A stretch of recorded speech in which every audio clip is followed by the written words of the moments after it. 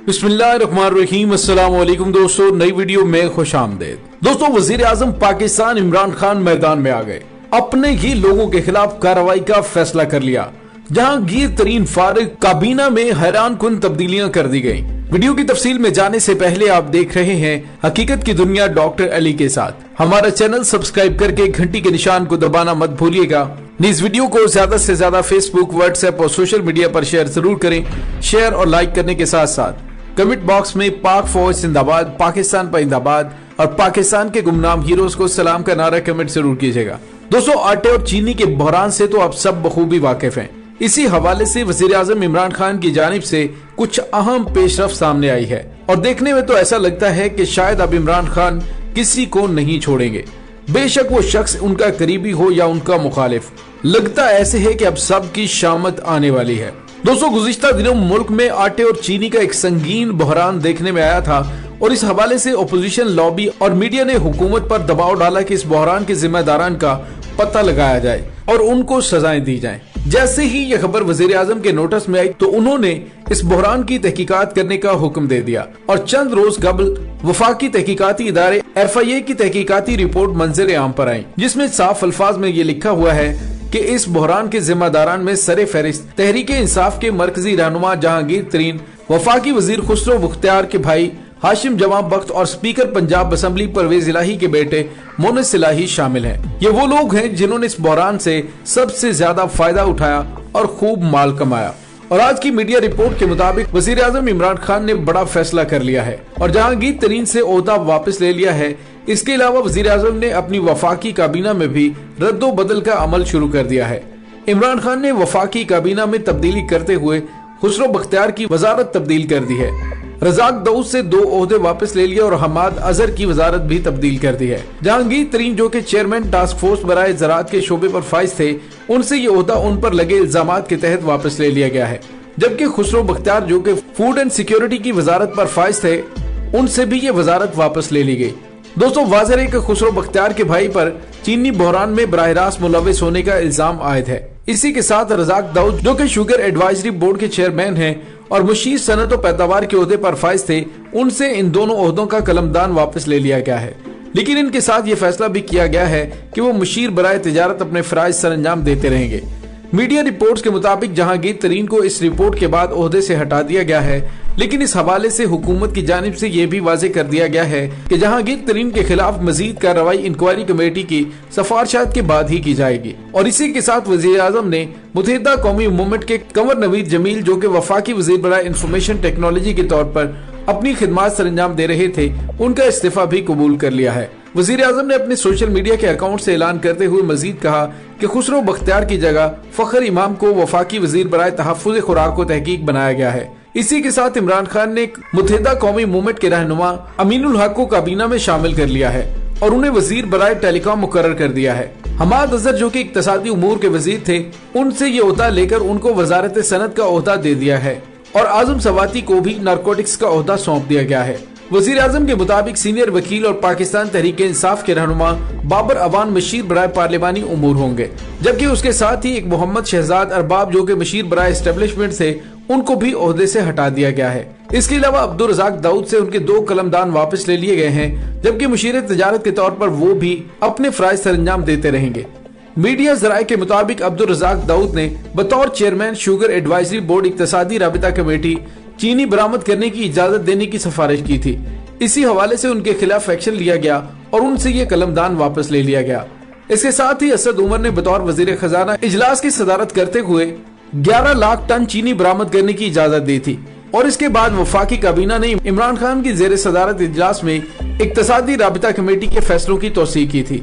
हाशिम पपलजई जो कि सेक्रेटरी वजारत तहफ़्फ़ुज़ खुराक थे, उनको भी ओहदे से हटाते हुए उनका कलमदान उमर हमीद को दे दिया गया है। अब अगर इन तब्दीलियों को देखा जाए तो आज से पहले काबीना में किसी मसले को लेकर इतनी तब्दीलियां नहीं की गयी और न ही कभी किसी हवाले से तहकीकाती रिपोर्ट सामने लाई गई हैं। इमरान खान ने बतौर वजीर आजम बड़ी जुर्रत का मुजाहिरा किया है जो उन्होंने अपनी पार्टी के रहनुमाओं और इत्तेहादियों का नाम रिपोर्ट में मौजूद होने के बावजूद बगैर किसी चीज की परवाह करते हुए ये रिपोर्ट पब्लिक की और जिम्मेदारान के नाम अवाम के सामने लेकर आए।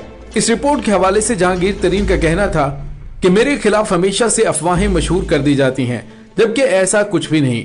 उनका यह भी कहना था कि FIA की तहकीकाती रिपोर्ट सिवाय एक टेबल के कुछ नहीं है, तो उसको इतनी हवा न दी जाए। हमारी कंपनी के वर्कर्स को गिरफ्तार नहीं किया गया, ये सब अफवाहें भी झूठी हैं। उनको सिर्फ बयान रिकॉर्ड करवाने के लिए FIA की जानिब से बुलवाया गया था। इससे कबल पंजाब के वजीर खुराक समीउल्लाह चौधरी भी अपना इस्तीफा दे चुके हैं। उन पर भी इल्जाम था कि वो अपने महकमे में इस्लाहात नहीं ला सके। दोस्तों, इन तमाम चीजों को देखा जाए तो सिर्फ एक रिपोर्ट ने पूरी काबीना में रद्दोबदल करने पर मजबूर कर दिया है। ये वही पाकिस्तान है जहां पहले की हुकूमतें अपने स्कैंडल्स को गोल कर जाती थीं और जिम्मेदारान को मंजर-ए-आम से गायब कर देती थीं। लेकिन आज भी वही पाकिस्तान है, लेकिन इसकी हवा कुछ बदली हुई नजर आ रही है, क्योंकि वजीर आजम ने अपनी काबीना के हवाले से ही सख्त फैसले करना शुरू कर दिए हैं। जहांगीर तरीन जो उनके करीबी साथी और पार्टी के अहम रहनुमा हैं, उनसे वजीर आजम के इख्तलाफात दिन ब दिन बढ़ते नजर आ रहे हैं। और बावजूद इसके कि वो उनकी पार्टी के सीनियर रहनुमा हैं, इमरान खान ने उनका नाम पब्लिक किया। ये बतौर एक लीडर के इमरान खान का बड़ा अच्छा इकदाम है, क्योंकि एक कहावत है कि तब्दीली का आगाज हमेशा अपने घर से करो। तो ऐसे लगता है कि शायद इमरान खान ने हकीकी मानों में इस कहावत पर अमल दरामद शुरू कर दिया है। रिपोर्ट के बाद वजीर आजम का यह भी कहना कि 25 अप्रैल को फ्रांसिक रिपोर्ट मिलने के बाद वो खुद जिम्मेदारों के खिलाफ कार्रवाई करेंगे। तो अगर अब अंदाजा लगाएं तो ऐसा नजर आता है कि शायद वाकई इस मुल्क में ये रवाज टूटने जा रही है जो हमेशा से अपने करीबी साथियों को बचा लिया जाता था।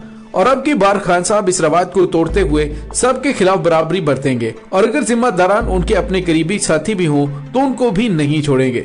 खान साहब शायद अपनी तब्दीली के विजन को अब हकीकी मानों में साथ लेकर चलने लगे हैं, जिसके बाद उन्होंने पहले रिपोर्ट पब्लिक की और अब वादा किया कि वो जिम्मेदारों के खिलाफ कार्रवाई जरूर करेंगे।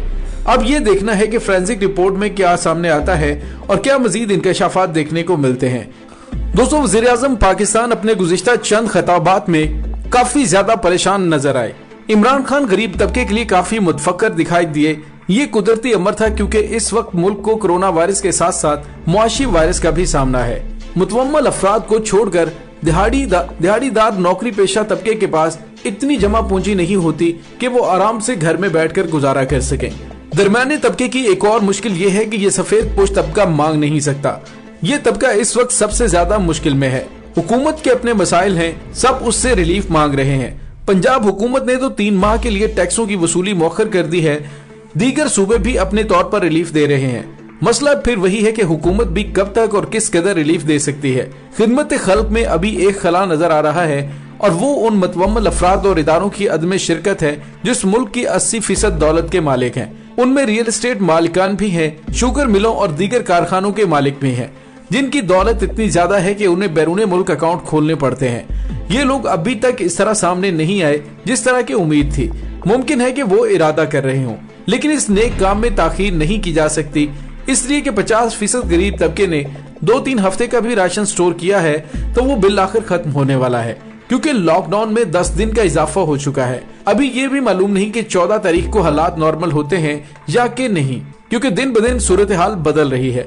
पाकिस्तान में 10 मार्च को कोरोना वायरस के 15 केसेस थे, जो 25 मार्च को बढ़कर 1000 हो चुके थे, जबकि अगले एक हफ्ते में 3 अप्रैल तक ये केस 2000 से तजावुज कर गए।